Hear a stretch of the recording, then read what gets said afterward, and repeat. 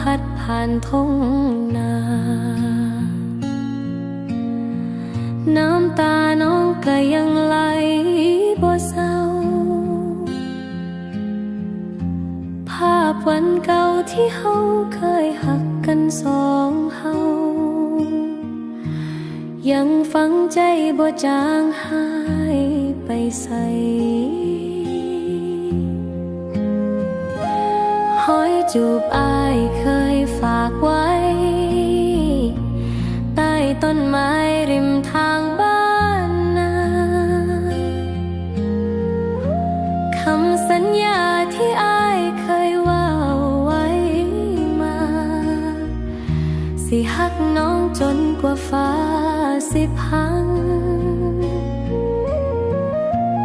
แต่วันนี้อายไปกับเขาปล่อยให้น้องเหงาอยู่ผู้เดียวหอยหักที่เคยแน่นเหนียวกลายเป็นเพียงเรื่องลังหอยจูบที่อายลืมไว้ยังติดอยู่ในใจน้องทุกวันอายอาจลืมความหักของเฮานั้นแต่น้องยังจำบ่เคยลืมเลยหอยกอดที่เคยอุ่นใจ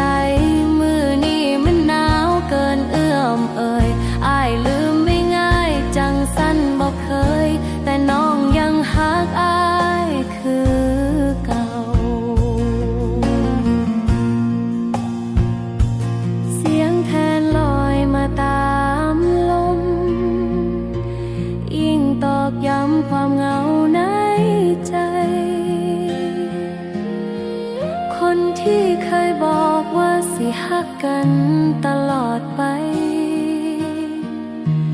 บัดนี้หายไปกับคนอื่นถ้าอายฟังอยู่ไสจักแห่งอยากให้ฮู้ว่าน้องยังคอยแม้ห้อยจูบสิจางเลือนไปน้อยแต่มันยังอยู่ในหัวใจน้องห้อยจูบที่อายลืมไว้ยังติดอยู่ในใจน้องทุกวันอายอาจลืมความหักของเฮานั้นแต่น้องยังจำบ่เคยลืมเลยหากเมื่อใดอายคิดฮอดกัน